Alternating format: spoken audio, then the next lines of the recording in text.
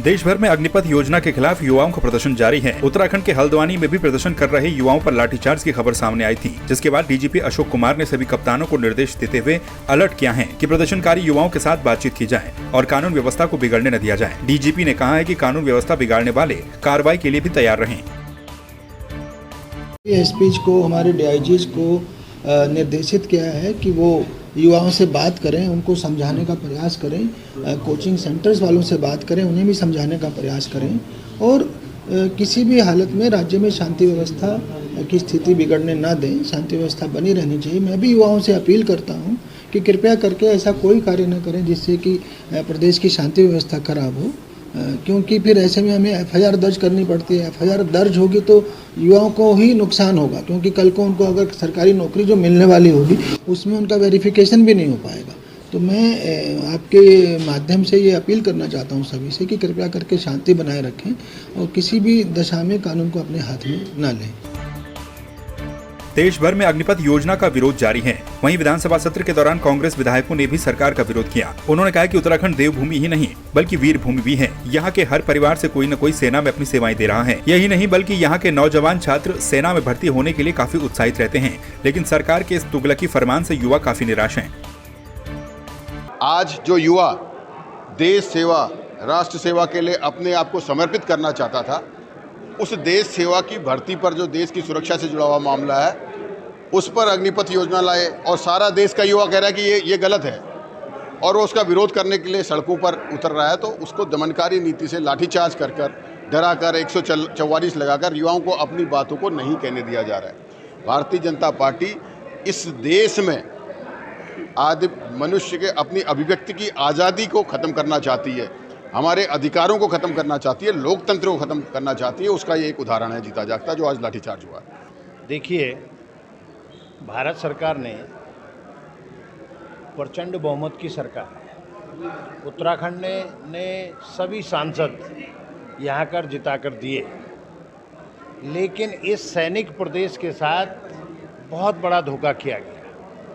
18, 19, 20 साल में नौजवान भर्ती होगा इतनी मेहनत के बाद और 4 साल में वो रिटायर आ जाएगा। उसके बाद जीवन भर क्या करेगा? कह रहे हैं कि इनको आगे एडजस्ट किया जाएगा। कहाँ से एडजस्ट करेंगे? यहाँ जो शिक्षित बेरोजगार और इतने पढ़े हैं, जिन्होंने इतने दिनों तक पढ़ाई की है, पॉलिटेक्निक कर दिया, बीटेक कर दिया, एमटेक कर दिया, वो सब खाली हैं। कहाँ से रोजगार देंगे? इसलिए ये इस प्रदेश के साथ नहीं, पूरे देश के बेरोजगारों के साथ अत्याचार और अन्याय है। अभी उसमें पूरा परिवर्तन किया जाना चाहिए और ये जो लाठीचार्ज किया जा रहा है, ये बेरोजगारों के ऊपर दमनात्मक कार्रवाई की जा रही है। इसका हम पुरजोर विरोध करते हैं। विकासनगर के ढकरानी बैराज में गिरे बच्चे का शव एसडीआरएफ उत्तराखंड पुलिस की टीम ने बरामद कर लिया। 15 जून को यमुना नदी में एक बच्चा डूब गया था, जिसके बाद एसडीआरएफ की टीम ने सर्च अभियान चलाया। 2 दिनों तक चले रेस्क्यू ऑपरेशन के बाद शव बरामद किया गया।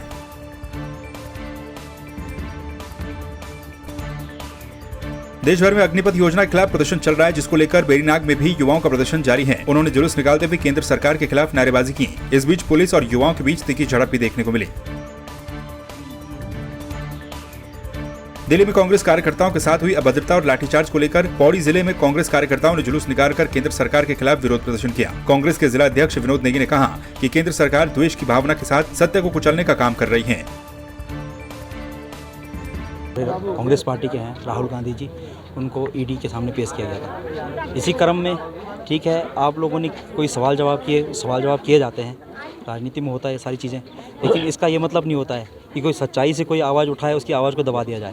तो यही काम केंद्र की जो कुनीतियां हैं उनके द्वारा देखा जा रहा है। केंद्र सरकार पता नहीं अपनी सत्ता के नशे में चूर होकर इस तरह के लगातार ऐसे कदम उठाए जा रही है, जिनका हम पुरजोर विरोध करते हैं। और हम ही नहीं, सारे देश में सारे कांग्रेस जन इस चीज़ के खिलाफ है, क्योंकि ईडी के द्वारा पूछताछ में आपने पूछताछ की वो अच्छी बात है, लेकिन आपने जो कांग्रेस कार्यालय में घुसकर दिल्ली पुलिस ने जो अपना रवैया दिखाया, केंद्र सरकार के इशारे पे जो उन्होंने रवैया दिखाया, हमारे कांग्रेस जनों को लाठीचार्ज किया और कार्यालय में घुसकर बड़ी बर्बरता के साथ उनकी पिटाई करी, तो उसके विरोध में हम लोगों का आज ये प्रदर्शन है। और ये हमारा ही नहीं, आज सारे देश में प्रदर्शन हो रहा है, तो इसका हम पुरजोर विरोध करते हैं। इस तरह की नीतियों को कांग्रेस पार्टी बिल्कुल भी सहन नहीं करेगी और आने वाले समय में ये प्रदर्शन और भी उग्र होगा। पौड़ी जिले के धुमाकोट मार्ग पर हल्दुखाल के समीप एक वाहन अनियंत्रित होकर 100 मीटर गहरी खाई में जा गिरा। वाहन में 2 लोग सवार थे, जिसमें से एक की घटनास्थल पर ही मौत हो गई और दूसरे को नजदीकी स्वास्थ्य केंद्र में भर्ती करवाया गया, जिसकी स्थिति अभी भी स्थिर बताई जा रही है। एक गाड़ी थी एक 1004 UK 15 CA 1004, ये हल्दुखाल से उमटा आई थी, जो वापस जा रही थी हल्दुखाल। वो ड्राइवर की कुछ गलती रही होगी जिसने बैंड नहीं काट पाया, और उसमें एक बच्चा था और 2 ही आदमी सवार थे उसमें, जो नीचे गिरे थे। उन्हें रेस्क्यू करके नैन डांडा हॉस्पिटल भिजवा दिया गया है। कॉर्बेट नेशनल पार्क की धनगढ़ी रेंज में बाइक से ड्यूटी कर वापस लौट रहे एक श्रमिक पर बाघ ने हमला कर दिया। श्रमिक की गंभीर हालत को देखते हुए उसे उपचार के लिए हायर सेंटर रेफर कर दिया गया। आपको बता दें कि 2 दिन पहले भी यहाँ पर बाघ ने एक श्रमिक पर हमला कर दिया था। मैं Sarpduli range Corbett national tiger park में एक फील्ड वॉचर हूँ, दैनिक श्रमिक के रूप में कार्य करता हूँ। मेरा भाई भी वहाँ पर जॉब करता था 4-5 साल से। मेरा भाई आज सरफदुल्ली से बाहर को आ रहा था धनगढ़ को, बाइक में था, बाइक से हमला हुआ तो बहुत घायल कर दिया और यहाँ 1-1.5 घंटा तड़पता रहा मेरा भाई, और ऐसी स्थिति रही उसकी, अभी कोई पता नहीं, कुछ कह नहीं सकते। सहयोग सर अभी तो आए थे, सहयोग रेंजर साहब आए थे, बाकी दीवान जी आए थे, बाकी कोई आया नहीं। भी बड़े डायरेक्टर साहब कोई मिलने यहाँ पर हमने आया नहीं अभी तक।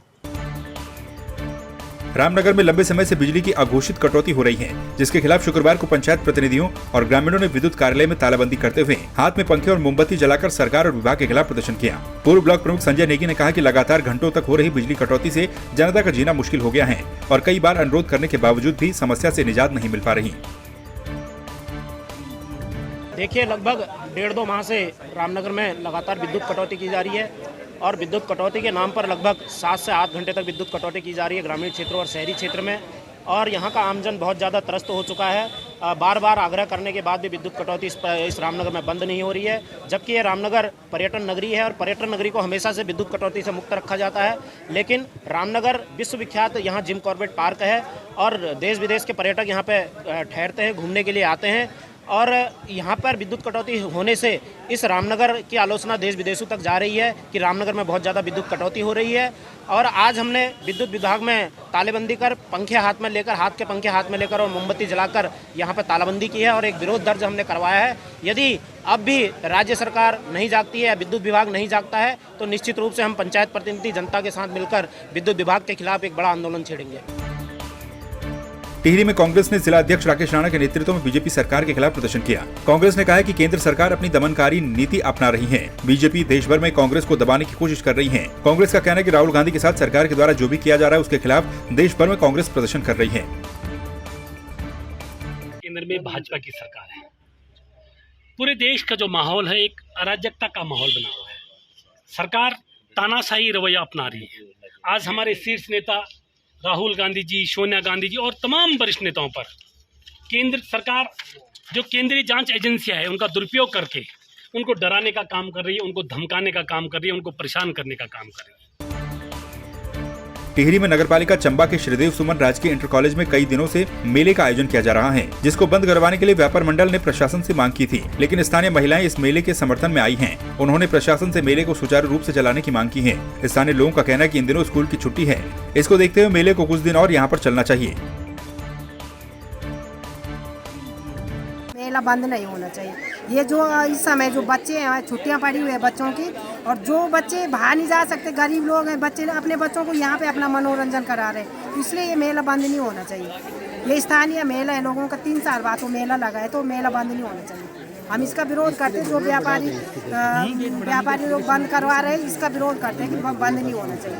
निवेदन है कि मेला बंद नहीं होना चाहिए। स्थानीय लोगों का मेला है, लोगों के बच्चे यहाँ आ रहे हैं, जा रहे हैं, गांव से लोग आ रहे हैं, अपने बच्चों को दिखा रहे हैं, कोई आपत्ति नहीं है, किसी को नहीं, जनता को आपत्ति नहीं है, तो व्यापार मंडल वालों को भी आपत्ति नहीं होनी चाहिए। पूरे साल भर हम उन्हीं के यहाँ से लाते हैं, 2 दिन अगर हमारे बच्चे यहाँ खेल कूद ले तो इनमें व्यापार मंडल वालों को कोई आपत्ति नहीं होनी चाहिए। हमारा किसी से कोई बैर नहीं है, कोई दुश्मनी नहीं, लेकिन हमारे बच्चे अच्छे से एंजॉय कर रहे हैं, यहाँ पे खेल रहे हैं, कूद रहे हैं, तो हमें अच्छा लग रहा है। सिख पंथ के छठवें गुरु हरगोबिंद सिंह का 427वां प्रकाश पर्व हरिद्वार के गुरुद्वारों में श्रद्धापूर्वक मनाया गया। ज्ञान गोदड़ी गुरुद्वारे में आयोजित धार्मिक अनुष्ठान में सिख परिवार के लोगों ने भाग लिया। साथ ही इस दौरान आयोजित लंगर में लोगों ने प्रसाद भी ग्रहण किया। सिखों के छठे गुरु गुरु हरगोबिंद साहब महाराज जी का प्रकाश पर्व भी और आषाढ़ महीने की संक्रांत का आयोजन किया गया।